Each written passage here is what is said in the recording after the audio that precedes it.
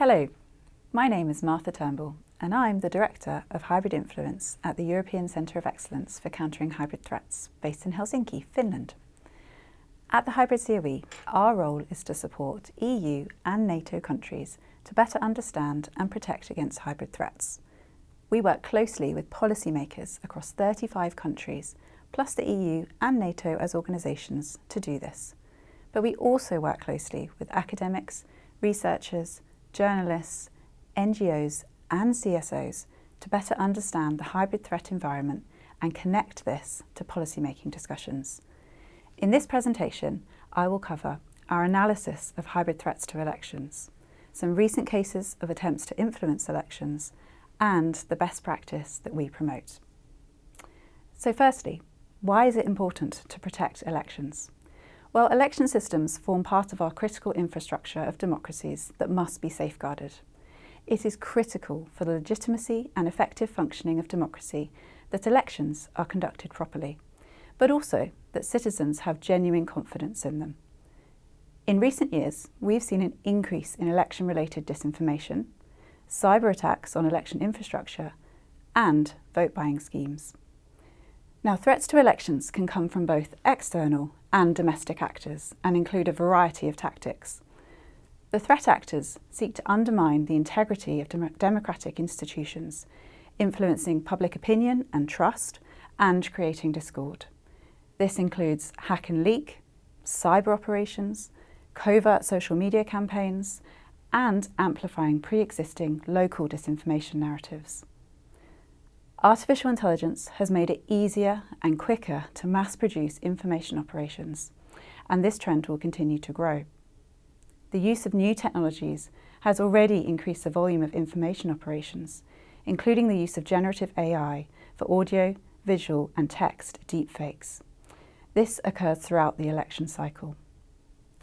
Harmful harassment and physical threats, including in the physical and online space, have also been observed during elections. This activity tends to originate from domestic actors, although there have been some examples of foreign state involvement too. Such actors can include ideologically motivated extremists, highly polarised party supporters and influencers, as well as anonymous online users and so-called lone actors with grievances. This activity tends to be targeted at women and ethnic minorities, as well as LGBTQ+, and this tends to reflect what we see in the offline space. We've also seen an increase in cyber attacks, including distributed denial of service, during recent elections. Such cyber attacks generally target political parties, public websites during election campaigns, and these are often opportunistic rather than targeting the election specifically. Attribution of these attacks is generally very difficult. So now to talk about some recent case studies which bring these threats to life. Firstly, the June 2024 European parliamentary elections were a significant target for foreign influence campaigns, with fact-checkers detecting a sharp rise in EU-focused disinformation across at least 11 countries. Russia's social design agency orchestrated a campaign designed to bolster far-right and Eurosceptic candidates by amplifying narratives of economic ruin and also the erosion of national values. This campaign was in part executed through the sprawling doppelganger network, which leveraged cloned media websites and established influence networks to inject pro-Kremlin disinformation into the European information ecosystem. Another example is Moldova's 2024 presidential election and EU referendum, both of which face significant hybrid threats from Russia-aligned actors. Their narratives were amplified by coordinated Telegram networks and the Moldovan Orthodox Church. In addition, an estimated $39 million was channeled from a fugitive oligarch to fund vote buying and protests.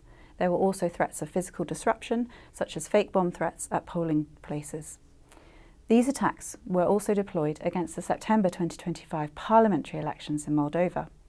Activities here included a widespread disinformation campaign, large-scale illicit financing to buy votes and fund pro-Russian parties, as well as the use of compromising material to pressure officials and the recruitment of the Moldovan diaspora to travel and vote. Significant investment in countermeasures from the Moldovan authorities, the EU and allied countries ensured that many of these hybrid threats were mitigated ahead of the election day. Actions included arrests of a network linked to Russia's intelligence services, engagement with social media companies, and the deployment of the EU Hybrid Rapid Response Team and the EU Cybersecurity Reserve, which was the first ever activation of the EU's Cyber Rapid Assistance Mechanism. So how do we tackle all of these threats when they seem to be growing so rapidly? At the Hybrid COE, we promote a 9-step programme to mitigate against threats to elections. More details are available in a publication on our website, but the 5 key points that I want to talk about today are as follows. Firstly, the importance of a strong and evolving legal foundation to tackle all elements of hybrid threats to elections. This requires regular review. Secondly, states should seek to identify weaknesses in their system and implement measures to strengthen resilience through a whole-of-society approach. Conducting regular exercises to test their response mechanisms is also really important. Thirdly, proactive communication with the media, politicians, civil society and voters is critical. This information must be accurate and reliable. Fourthly, cross-government election protection networks or task forces can make a significant difference to a state's ability to tackle threats throughout the election cycle. These networks bring all of the relevant government departments together to share analysis and best practice, as well as testing their response mechanisms. And finally, the 5th point, states must ensure that they can detect threats, respond to them, and restore normalcy as soon as possible. Monitoring the information environment is particularly important given the widespread threat from disinformation. So, to conclude, I want to emphasise that hybrid threats to elections are growing and they take many different forms. To tackle this problem effectively, we need to think further and wider. Election protection is much more long-term and a whole-of-society project than many like to think. Election protection measures should exist throughout the entire electoral cycle, involve all of the relevant government agencies as well as wider society.